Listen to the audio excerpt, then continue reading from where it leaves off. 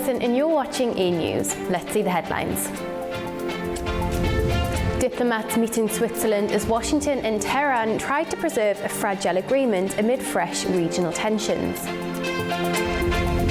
Reports suggest that Prime Minister Keir Starmer could step down within days, triggering a potential leadership battle in the UK.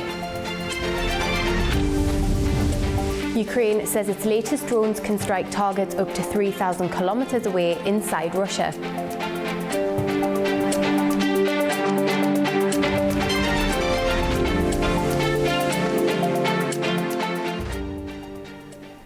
A new diplomatic push is underway in Switzerland, but the path forward is already clouded by fresh tensions in the Middle East.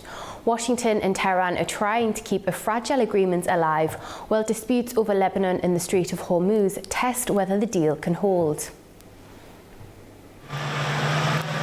US Vice President J.D. Vance has arrived in Switzerland for technical talks with Iran, brokered by Pakistan and Qatar.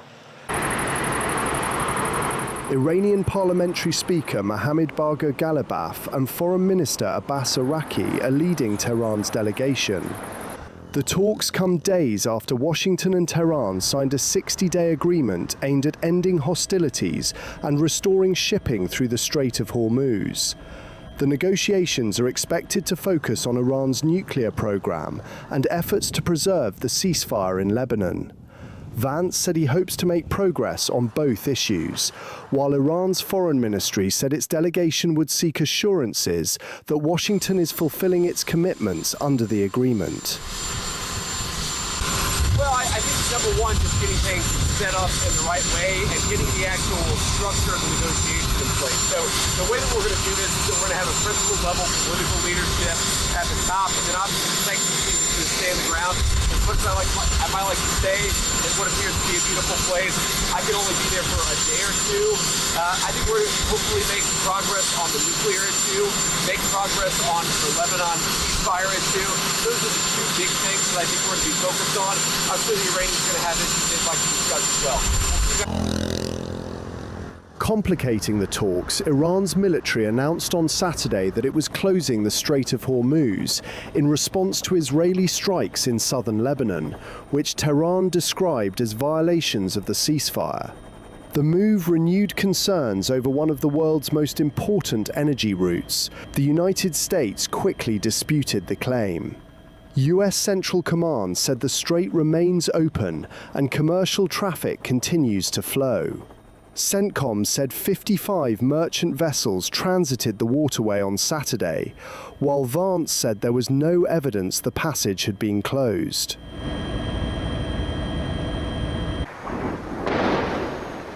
Meanwhile, fighting in Lebanon continues to threaten the broader agreement. Despite a ceasefire that took effect on Friday between Israel and Hezbollah, Israeli strikes continued on Saturday. Lebanon's health ministry said at least 47 people were killed, while Israel said it had targeted dozens of Hezbollah-linked sites. Pakistan, which has played a mediating role throughout the conflict, is taking part in the talks alongside Qatar. Prime Minister Shehbaz Sharif and Army Chief Field Marshal Asim Munir arrived in Switzerland to join the discussions aimed at preserving the agreement and advancing further negotiations. British Prime Minister Keir Starmer is reportedly preparing to step down as early as Monday. That's according to The Observer, which is a British newspaper. The outlet reports that Starmer has concluded his position is no longer sustainable after discussions with senior cabinet ministers, advisors, donors and trade union leaders. It adds that he is now consulting close family members at Chequers with a formal announcement expected on Monday 22nd. Meanwhile, British Business Minister Peter Kyle said that he had no reason to believe that Starmer is planning to announce his resignation on Monday. The victim. President Volodymyr Zelensky has warned in his daily video address that Russia may be preparing a new large-scale aerial assault on Ukraine after launching more than 200 drones across the country in a single day, while he revealed that Ukrainian drone ranges are expanding. He said attacks killed civilians in Zaporizhia and hit several regions, while also accusing Belarus of allowing equipment on its territory that helps Russian drone operations. Zelensky warned that deeper Belarusian involvement could further widen the conflict. He also said that Ukraine has successfully tested upgraded FPV drones capable of striking targets up to 3,000 kilometers away. Thank our warriors, especially the warriors of Ukraine's Special Operations Forces. Our long-range sanctions have reached Russia's Tyumen region, another oil processing facility over 2,000 kilometers from our state border. An effective strike. The job was carried out by the new, upgraded FP drones that can now reach targets at distances of 3,000 kilometers.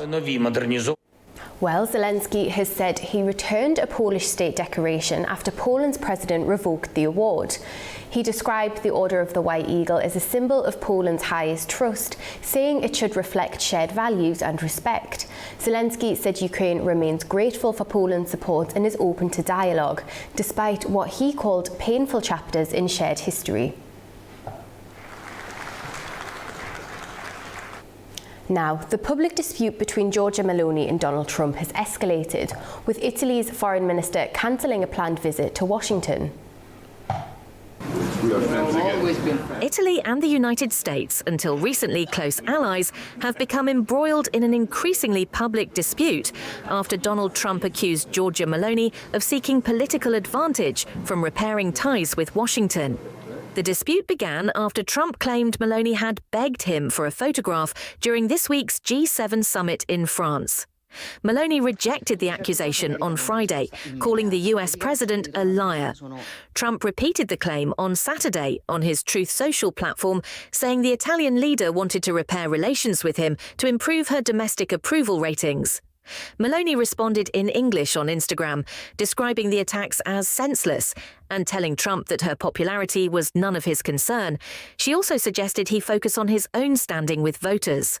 The row widened when Italian Foreign Minister Antonio Tajani announced he was cancelling a planned visit to the United States scheduled for next week.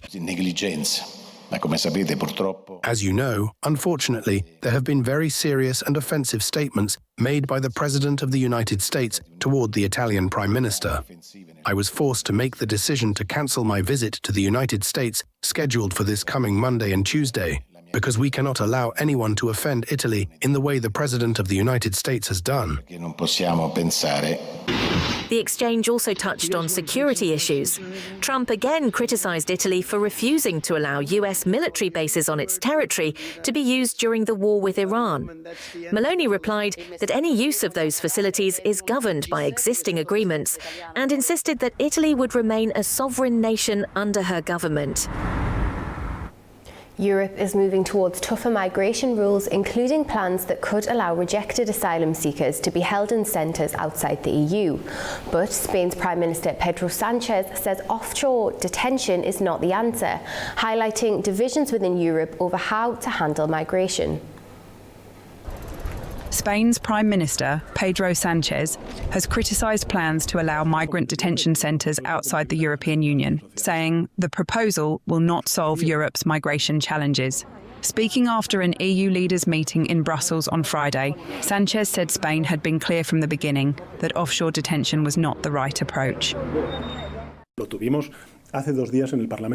We had this debate 2 days ago in the European Parliament, when a majority of the right, together with the far right, proposed establishing these detention centres for the deportation of migrants in Europe outside the European continent. This is an ongoing debate, and Spain has been clear and unequivocal on this issue from the very beginning. We believe that this approach will not provide any solution. His comments came days after the European Parliament approved a major overhaul of the bloc's migration policy. The reforms would speed up deportations and allow EU countries to move rejected asylum seekers to centres in other countries while they await return. European Commission President Ursula von der Leyen said the proposed law would help governments carry out deportations more quickly and effectively. Critics, however, argue that Europe's migration policy is becoming increasingly focused on deterrence and deportation. They say it does not do enough to address the causes of migration, including conflict, poverty, and political repression. The reforms still require final approval from the 27 EU member states. If adopted, they would mark one of the toughest shifts in EU migration policy since the arrival of more than 1 million refugees and migrants during the 2015 and 2016 migration crisis. Reports have suggested the EU is exploring possible cooperation with countries including Kazakhstan and Uzbekistan. However, both governments have denied that talks are taking place. More than 10,000 people have gathered in Tokyo to protest government plans to expand military capabilities and revise the country's pacifist constitution. The ruling Liberal Democratic Party has already approved a draft proposal to update key security documents, including plans to strengthen defence spending and capabilities over the next 5 years. The move has also reignited debate over Article 9 of the Constitution, which renounces war. In Europe now, thousands of protesters in Serbia have marched through Novi Sad demanding snap general elections and accusing the government of corruption and mismanagement linked to construction projects. The rally marks the anniversary of a 2024 railway station disaster that killed 16 people. The protest, led largely by students, have grown into a wider anti-government movement that has at times turned violent, posing a challenge to President Alexander Vucic's rule. At least 10 people have died this week in Kigonze camp, the epicenter of the Ebola outbreak in the Democratic Republic of Congo. This comes as aid workers say the rising death toll could be linked to reduced donor funding. Since the Ebola outbreak began in the Democratic Republic of the Congo last month, officials have expressed growing concern that the disease may be spreading. At least 30 people have died since May in a camp for displaced civilians in northeastern Congo, a death toll that camp officials say is unprecedented. This week alone, at least 10 people were buried in Kigonze camp in Bunia, the epicenter of the outbreak. One resident, 47-year-old Kato Lonu, buried 2 sons, including one who was just 6 months old. Lonu said he did not believe his child died from Ebola, despite experiencing symptoms associated with the virus, including vomiting and fever. When I lost my children, I didn't believe it was because of Ebola. The child was fine. He had a fever at the start. But then, after 1 month, the child relapsed. He started to vomit, but nothing was coming out. Fever took the child. His body was as if he had been set alight. A camp spokesperson said it was not possible to confirm the causes of death because patients and their relatives had, until recently, refused testing for both the living and the dead. Cholera can also cause symptoms similar to Ebola and spreads rapidly in poor communities, although it is generally less likely to be transmitted from person to person. There is no healthcare here. There are no latrines here. The bins are full. The toilets are full. If you go to the toilet, you can come back sick and then easily contaminate your family and other people too.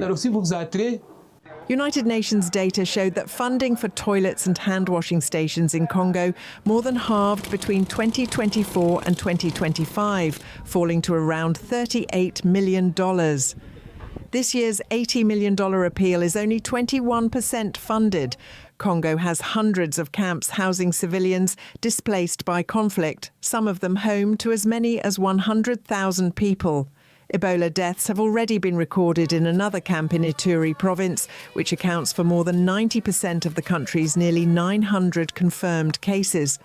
Aid workers say the increase in deaths highlights how communities have become more vulnerable to diseases such as Ebola, as donors, including the United States, have reduced funding for water, hygiene and sanitation programs. Bolivian police and soldiers moved into the city of El Alto on Saturday to clear roadblocks after President Rodrigo Paz declared a 90-day state of emergency. The protests have lasted more than 6 weeks, disrupting supplies across the country, causing major fuel, food and medicine shortages and leaving at least 14 people dead. The move comes a day after Paz reached an agreement with one of Bolivia's largest labour unions to end its demonstrations. However, indigenous groups and cocoa farmers have rejected the deal and vowed to continue protesting. The protest began after Paz cut fuel subsidies and introduced economic reforms aimed at addressing Bolivia's financial crisis, prompting calls for his resignation. Now, a student-led protest has taken place in New Delhi, with demonstrators calling for the removal of India's education minister over an ongoing exam controversy.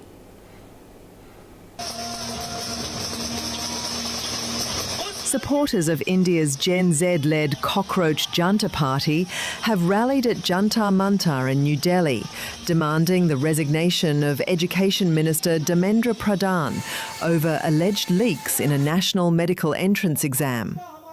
The controversy surrounds the National Eligibility Cum Entrance Test, where leaked question papers led to the cancellation of results for 2.3 million students and a rescheduled exam set for June 21st.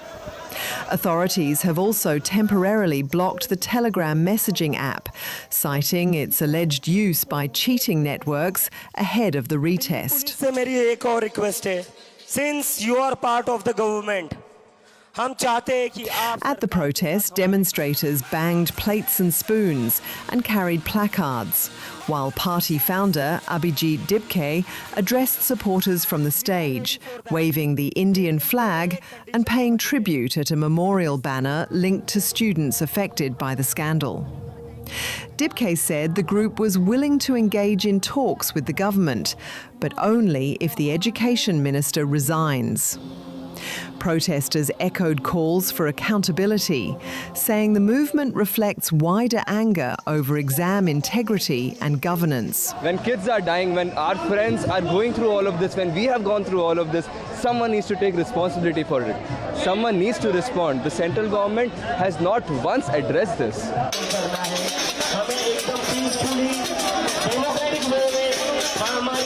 All of them are young, and the leaders, it seems like they resonate with us more so than the leaders who resonate with the richest billionaires. They seem like one of us. The rally adds to growing pressure on authorities as youth-led demonstrations over the exam leak continue in the capital. Europe is facing a spell of extreme summer heat with temperatures soaring across several countries. The hot weather is not only raising health concerns but also affecting economies, tourism and major public events. Here's more in this report. As Europe endures another weekend of extreme heat, economists are warning that recurring heat waves could increasingly weigh on growth across the continent. In France, the new governor of the Bank of France, Emmanuel Moulin, said on Saturday that prolonged periods of extreme heat can slow economic activity and increase the risk of disasters such as wildfires and floods, putting pressure on banks, insurers and other sectors. His warning comes as temperatures continue to climb. Dozens of French regions were placed under the highest heat alert, with temperatures of up to 40 degrees Celsius expected from the southwest through Paris and into Burgundy on Sunday. Authorities have stepped up emergency measures, activating a national response plan and urging people to stay hydrated, avoid prolonged exposure to the sun, and limit alcohol consumption. The soaring temperatures are also affecting daily life and tourism. In Italy, visitors in Florence and Rome sought shade, water, and cooler indoor spaces, while some gathered around fountains to cool down as temperatures climbed towards 38 degrees Celsius. Germany issued heat alerts across much of the country, warning that a combination of heat and humidity could also trigger severe thunderstorms. The extreme weather is even disrupting World Cup celebrations.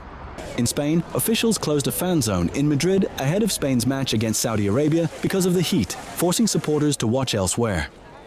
Scientists say climate change is making heat waves more frequent and intense, increasing risks to public health and the economy during the summer months.